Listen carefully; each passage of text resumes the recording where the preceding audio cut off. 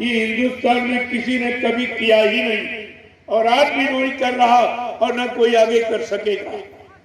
ये ऐसा काम आपके लाभ का है, आपकी संभाल का है, आपकी सुरक्षा का है, आपके बचाव का।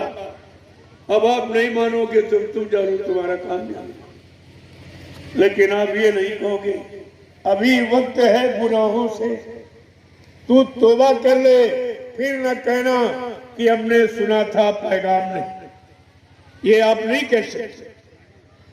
अभी आपको गुनाहों से पापों से माफी मिल जाएगी, क्योंकि फकीरों का ऐलान हो रहा, संतों महात्माओं का पैगाम सुनाया जा रहा। ये आपको समय से सुनना चाहिए, क्योंकि आपके लाभ आपको देना नहीं, बदले में लाभ लेना। अगर ये भी नहीं कर पाए जो मतलब यानी धर्म शास्त्रों में लिखा है, सब लोग इसको बनाते पक्षु ज्ञाना और मानव कर्म गुण ज्ञान में धारा कि हित अनित बस पक्षी नहीं जानता है। तू मनुष्य होकर अपना हित नहीं समझ पाए, अपना लाभ नहीं समझ पाए, अपनी रक्षा सुरक्षा संरक्षा और हिफाजत नहीं समझ पाए, फिर तुम्हारी पढ़ाई लिखाई का मतलब क्या? तुमको ये अक्षरों का ज्ञान जो कराया गया किताबों से, इसका मतलब क्या? इसका मतलब था सही सच्चे काम की जानकारी, सही सच्चे समय की जानकारी, सही सच्चे काम की जानकारी, सही सच्चे खान पान की जानकारी। इन काले अक्षरों का ये मतलब, ये तालीम और शिक्षा का यही अर्थ है कि हम सब लोग अच्छे सच्चे नेक भले ईमानदार बन जाएं, हमारे में रहम और दया आ जाए, हम सबसे प्रेम प्यार मोहब्बत करें, ये सब एक दूसरे के काम में और माँ बहन बेटी बहू की परख और पहचान करें। इस अच्छे काम के लिए आपको ये मानव शरीर, ये जिस्म परमात्मा खुदा ने तकसीम किया दिया, और लेकिन आपने इसे खराब कर दिया, और जब खराब कर दिया तो कुदरत सजा देने लगी। और सजा से केवल अगर कोई माफी करा सकता तो संत महात्मा, फकीर और कोई नहीं। महात्मा फकीरों के सिवा आप पर रहम दया कोई करने वाला है ही नहीं। अभी कोरोना आए, किसने तुम्हारे पर दया की? और राष्ट्रपति प्रधानमंत्री मुख्यमंत्री ने बचा पाया किसी को? कोई डॉक्टर वैद्य हकीम, कोई दवा अस्पतालों ने आपको बचा पाया? अरे ये कुदरत का दिया हुआ है, यानी गुनाहों की सजा है, इसे कोई माफ नहीं कर। ये मोटी बात आप समझ लीजिए। हमारे सबसे प्रार्थना हिंदू मुसलमानों से हमारी गुजारिश है, प्रार्थना अर्जुन विनत है कि अब आप फकीर और महात्मा संतों की बात को मानो, इसमें तुम्हारा हित है भला, और नहीं माने तो आगे समय बहुत खराब आएगा, जिसपे अपने आप को बचाना मुश्किल हो जाएगा। ऐसे खराब समय से बचाने के लिए तुम्हारे दरवाजे कोई आया, कोई प्रधानमंत्री मुख्यमंत्री, कोई राष्ट्रपति आया जिनकी जिम्मेदारी है, जिनको आपने चंदा नोट वोट दिया है, महंगाई भरी है, टैक्स भरे हैं, महात्मा फकीरों को आपने क्या दिया? कुछ नहीं, इनको कुछ नहीं दिया और कुछ नहीं माना समझा, वो तुम्हारी मदद के लिए निकल पड़े, और जिनको आपने सब कुछ दिया उन्होंने कुछ नहीं सोचा। कोई व्यवस्था नहीं आपके लिए बनाई, और इनके पास कोई व्यवस्था है। 70 साल की आजादी, ये सब आपको प्रमाण दे रहे। इन्होंने क्या किया? आप चुनाव करते रहे, चुनाव पर चुनाव, चुनाव पर चुनाव, सारा देश चुन गया, कुछ नहीं बचा, सब चुन गया। आपको मालूम नहीं है, इन लोगों ने बताया भी आपको नहीं कि एक चुनाव में 70 अरब रुपए खर्च होता। ये पंचवर्षीय चुनाव जो होता है, एक चुनाव में 70 अरब रुपए, ये कितना महंगा है। और इतने बड़े महंगे चुनाव से भारत की जनता को तो कुछ नहीं मिला, कुछ नहीं। अरे रोजी रोटी तो परमात्मा खुदा देता है, लेकिन न्याय सुरक्षा ये तो तुम्हारे बस की बात थी, वो भी नहीं दे पाए, न न्याय दे पाए न सुरक्षा कर पाए। अगर दो बातें कर देते तब भी ये भारत देश खुशहाल हो जाता। सब लोग अपने अपनी जगह पर शिष्ट और सभ्य बने रहते और सब अपनी जगह पर मतलब यानी पारिवारिक और सामाजिक जीवन में अपना सुख अनुभव शांति का अनुभव करते रहते। लेकिन प्रेमियों मिला कुछ नहीं, आपको कुछ नहीं मिला है और 70 साल निकल गए। 14 पंचवर्षीय आपकी निकल गई। जब 14 पंचवर्षियों में नहीं मिला तो अब क्या मिलने वाला?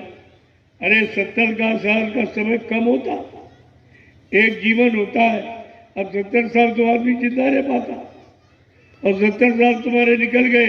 चुनाव करते करते करते तुमने तो चुनाव किया और इनको चुना, लेकिन इन लोगों ने तुम्हारे लाभ का कोई काम नहीं चुना।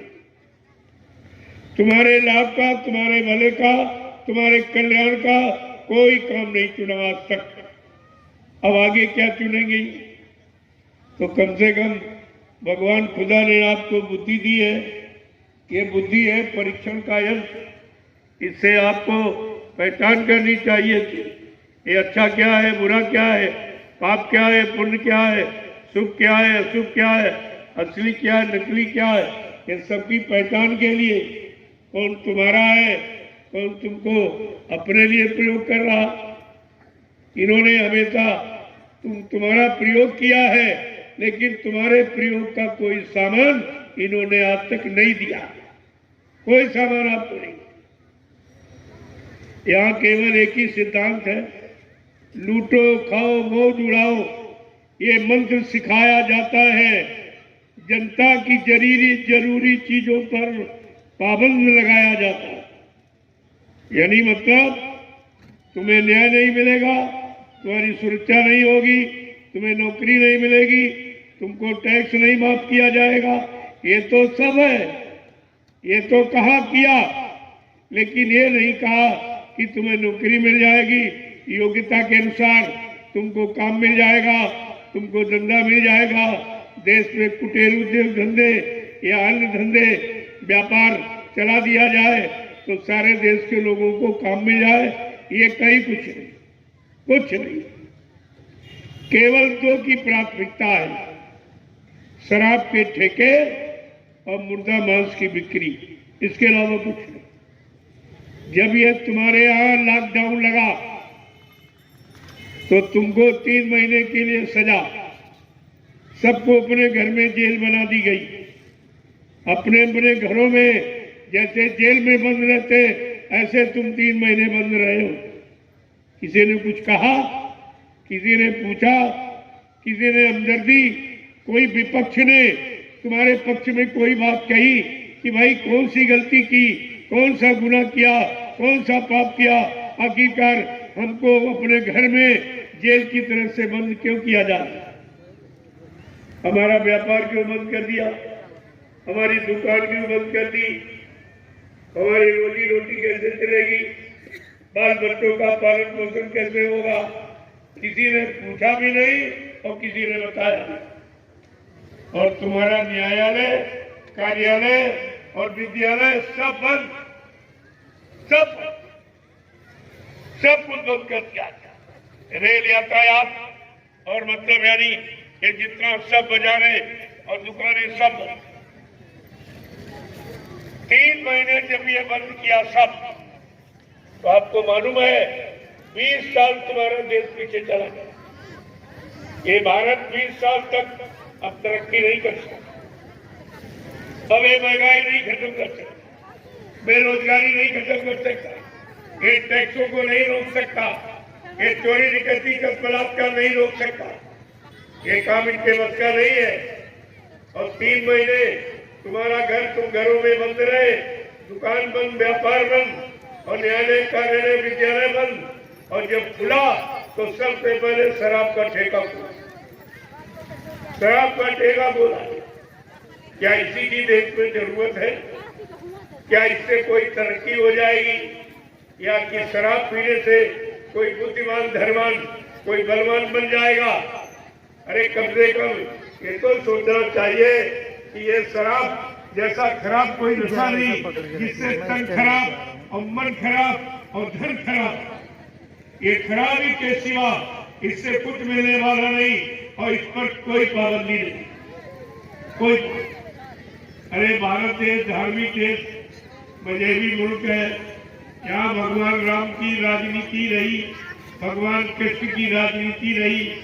भगवान राम की राजनीति में क्या होता था, इतिहास पढ़ के देखिए कि भगवान ने इस देश में राजनीति की, इंसान की बात छोड़ दी, लेकिन भगवान की राजनीति थी कैसी और इंसान की कैसी, इन दोनों पर तुलना करवा तब तुम्हारी समझ में आएगा। राम के राज्य में क्या लिखा है कि दैहिक दैविक भौतिक तापा और राम राज्य काबू नहीं व्यापा, कि राम के राज्य में किसी तरह का दुख ही नहीं था। आज इन नेताओं के राज्य में किसी तरह का सुख नहीं, बिल्कुल उल्टा हो गया। कहते कि भगवान कृष्ण के राज्य में घी दूध की नदियां बहती थी, और अब क्या हो रहा, इन नेताओं के राज्य में घी दूध की नदी तो नहीं बह रही, लेकिन शराब की नदी जरूर बह रही। शराब की नदी बहा दी, सारे देश को शराबी बना दिया। तुम्हारा जितनी कमाई ये सब इसी में जा, और इससे क्या मिला? कोई धनवान बन गया हो, कोई बुद्धिमान बन गया हो, कोई बलवान बन गया। तो आप बताइए, इसके खाने पीने से आपको मिला क्या? जो था वो सब चला गया, हक और ईमान भी चला गया। जो सबसे बड़ी विरासत जो पूर्वजों से मिली वो भी आपने खो दी, कुछ नहीं मिला। ये सब नुकसान देखकर और तुमको दुखों में देखकर, परेशानियों में देखकर, बीमारियों में घिरा देखकर ये संत महात्मा फकीरों ने ये निर्णय लिया कि चलो एक बार इनको महाप्रसाद देकर इन बीमारियों से बचा दो। वो तुम्हारे हमदर्दी है, वो तुम्हारे शुभचिंतक हैं, वो तुम्हारे रहबर रहनुमा जो तुम्हारी मदद के लिए निकले। और लेना चाहो तो ले लो, नहीं भी जैसी आपकी इच्छा। हम तो आपसे प्रार्थना ही कर सकते, इसके अलावा क्या कर सकते। अब ये आपका काम है कि आपको अच्छा काम अच्छा लग रहा कि नहीं लग रहा, अच्छी बातें सच्ची बातें अच्छी सच्ची लाभ की लग रही कि नहीं लग रही, इस पर तो आपको विचार करना, ये सब आपको सोचना और आगे आपको सोचना, आगे आपको सोचना पड़ेगा। ऐसा नहीं कुदरत आपको सोचने के लिए मजबूर कर दे, कुदरत मजबूर कर देगी। इंसानों की बात तो हम नहीं मान सकते, लेकिन कुदरत से इनकार नहीं कर सकते, वो आपको मानना पड़ेगा। और जबरदस्ती बनवा देगी आप। बड़े बड़े राजे महाराजे बादशाह उनको मानना पड़ा, उनको भी कुदरत की नेक सलाह अच्छी सलाह समझ से माननी पड़ी, लेकिन कोई पछता के मांगा, कोई सब नुकसान करके माना, और कोई चेत गया तो अपना सब बचा लिया, मान लिया। तो मानने वालों के अलग अलग भाव विचार। मानने वाले कोई तो मार खा के मानता, कोई मार देख के ही मान जाता है। भाई मार पड़ रही है, हम पर भी पड़ेगी, चलो पहले अच्छी सच्ची बात मान लो, तो क्यों मार पड़े। उनको बुद्धिमान कहते। बुद्धिमान व्यक्ति वही है जो समय रहते अपना काम बना ले, समय रहते अपना काम बना ले, उसको समय का बुद्धिमान व्यक्ति कहते हैं। और नहीं तो मार खा के आप मानोगे तो कौन सी बुद्धिमानी होगी, इसमें कौन सी आपकी मतलब यानी मानता होगा, ये सोचना चाहिए। मैं तो एक नेक अच्छी सलाह लेके आपके लिए आया हूँ और सारे देश में इसी सलाह का प्रचार कर रहा हूँ। ये शिक्षा सब जगह गीता रामायण भागवत कुरान बाइबिल ग्रंथ साहब सब पढ़े जा रहे हैं, सुनाए जा रहे हैं, लेकिन प्रभाव असर कुछ नहीं, सब उल्टा। धर्म सिखाया जा रहा, अधर्म बढ़ रहा, पुण्य कराया जा रहा, पाप बढ़ रहा, सत्य की शिक्षा, सत्य के ग्रंथ किताबें पढ़ाई जा रही और झूठ बढ़ रहा। ये उल्टा कैसे? तो आपको विचार करना चाहिए कि बगैर अच्छे खान पान के, अच्छे विचार किताबें पढ़ के आप नहीं बना सकते। वो तो खान पान के द्वारा, क्योंकि जैसा आहार वैसे विचार, आहार से विचारों का जन्म होता है। जब आहार अच्छा होगा, विचार अच्छे होंगे, कर्म अच्छे करोगे तो फल अच्छा मिलेगा। तो बिल्कुल सीधा सिद्धांत, इसमें कोई पढ़ाई लिखाई का काम नहीं है, बिल्कुल सीधा। अच्छा करोगे अच्छा मिलेगा, बुरा करोगे बुरा मिलेगा। ये तो कर्म फल पाने का देश है, जहाँ जो जैसा कर्म करता है वैसे उसको फल मिलता है। और भगवान ने भी संत गोस्वामी जी महाराज, इन्होंने रामचरितमानस लिखा। रामचरितमानस विश्व विख्यात ग्रंथ, सारे मजहब धर्म के लोग रामचरितमानस को मानते हैं, क्योंकि ये नीति का ग्रंथ। इसमें पारिवारिक नीति, सामाजिक नीति, व्यवहारिक नीति, चरित्र की नीति, खान पान की नीति, सत्य की नीति, न्याय की नीति, सुरक्षा की नीति, सारी नीतियों का भंडार। इसलिए ये सर्व विश्व प्रसिद्ध ग्रंथ है। सारे विश्व के लोग, सारी जातियों, मजहब धर्मों के लोग रामचरितमानस को मानते हैं।